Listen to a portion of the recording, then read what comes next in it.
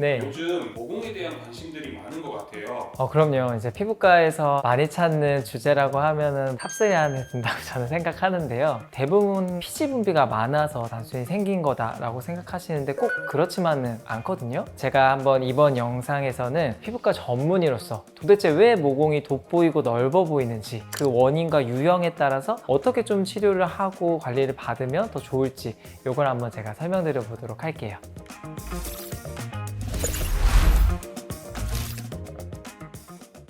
안녕하세요. 피부과 전문의 이선복입니다. 모공이 넓어지는 원인은 굉장히 다양한데 우리가 이제 체감할 수 있는 큰 원인은 저는 4가지 정도로 추려볼 수 있다고 생각합니다. 먼저 과도하게 피지 분비가 많은 경우이고요. 두 번째로는 이 노화에 의해서 콜라겐이 감소함에 따라서 모공이 돋보이는 경우입니다. 세 번째로는 이 모공이 털이 나오는 구멍인데 이 털 구멍에 꽉꽉 털이 박혀 있는 경우이고요. 네 번째로는 모공처럼 보이지만 알고 봤더니 여드름 흉터인 경우입니다. 실은 제가 이렇게 4가지 원인을 말씀드렸지만 꼭 한 가지만 가지고 있는 분들은 거의 없고요. 보통은 2-3가지의 원인이 함께 작용해서 넓어진 모공 때문에 스트레스를 받으신다고 저는 생각합니다. 자, 그러면 조금 더 이 각각의 원인에 대해서 왜 모공이 두드러지는지, 도대체 우리는 어떤 치료 전략을 세워야 하는지 한번 말씀드리도록 하겠습니다.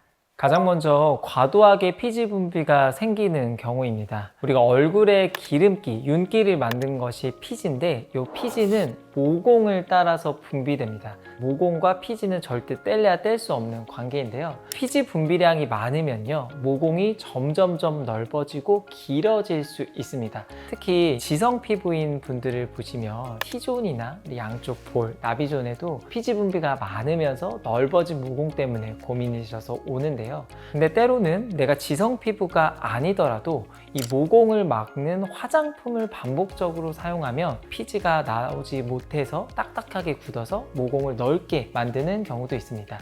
자, 그러면 어떻게 치료하면 좋을까요? 프라이머, 팩트, 쿠션, 파운데이션 같은 메이크업 제품들이 있을 수 있고, 또 기초 제품들 중에서는 수분크림, 리치한 크림, 이런 것들이 있을 수 있겠습니다. 이런 것들을 정리했는데도 불구하고 피지 분비량 자체가 많다 하시는 분들은 약물이나 시술적인 것들을 추천하고 있는데요. 약물 같은 경우에는 바르는 레티노이드, 디페린겔이나 아크리프 같은 것들이 있고요. 경구제로는 피지 조절제라고 하는 로아큐타 같은 아이소트레티노인 제제들이 있습니다. 하지만 이런 약물 치료는 시간이 오래 걸리는 것도 있고 부작용 때문에 꺼려 하시는 분들이 계십니다. 이 경우에는 피지를 근본적으로 억제할 수 있는 골드 PTT 치료 같은 것들을 추천드리는데, 이 골드 PTT를 2에서 3주 간격으로 반복하다 보면요, 전반적인 여드름도 억제해 줄 수 있을 뿐만 아니라 모공의 축소와 피부결까지도 개선되는 사례들을 경험하곤 합니다. 두 번째 원인은 피부 노화에 의해서 모공이 돋보이는 경우입니다. 제가 이제 진료실에서 굉장히 또 많이 보는 경우인데, 특별하게 지성 피부도 아니었고 여드름 피부도 아니었어요. 그런데 20대 때는 괜찮았는데 30대 때부터 갑자기 모공이 돋보이고 이런 피부로 변했는데 왜 그런가요? 라고 기습 질문을 많이 하시거든요. 실은 이는 노화 때문에 생기는데요.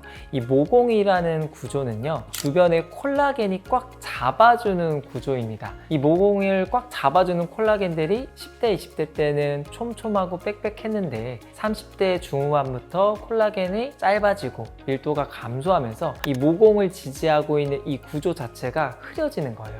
그러다 보니까 원래는 안 그랬는데 30대 때부터 조금씩 모공이 돋보이고 이 모공 자체가 아래쪽으로 처져 보이는 이런 인상을 주게 됩니다.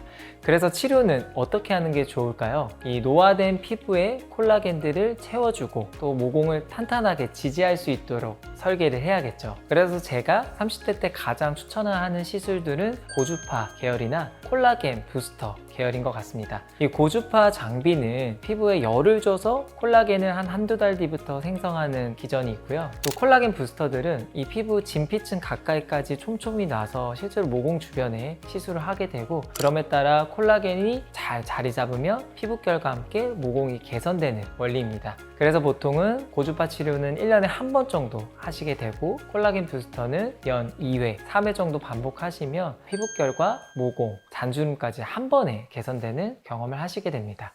세 번째로는 이 모공에 굵은 털이 차지하고 있는 경우인데요. 사진을 보시면 깨끗한 모공 안에 까만 털이 박혀 있는 것을 볼 수 있습니다. 근데 조금 더 세밀하게 보시면 한 가닥만 있는 게 아니라 여러 가닥이 꽉 차 있는 이런 잔디 같은 소견이 보이거든요. 이것을 바로 소극성 속모증이라고 합니다.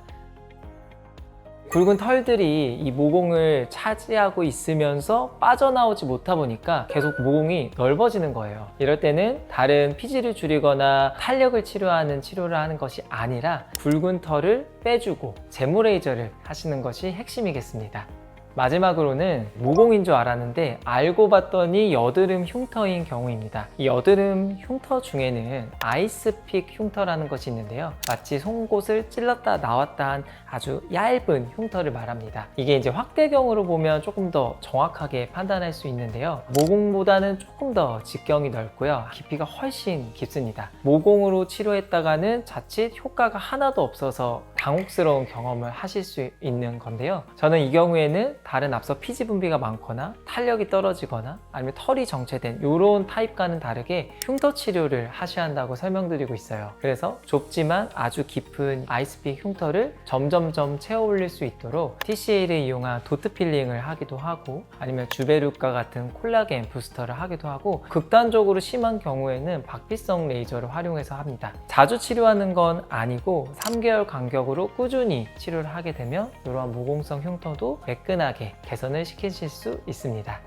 넓어진 모공 때문에 스트레스 받는 분들 정말 많으시죠? 제가 이번 영상을 통해서 왜 모공이 넓어져 보이는지, 우리는 그에 따라 어떻게 치료를 접근하면 효율적일지를 자세히 설명드려 보았습니다. 다음번에는 조금 더 재밌고 흥미로운 주제를 가지고 올 테니까요. 오늘의 영상이 마음에 드셨다면 구독과 좋아요 눌러주시고요. 저는 피부과 전문의 이선복이었습니다. 감사합니다.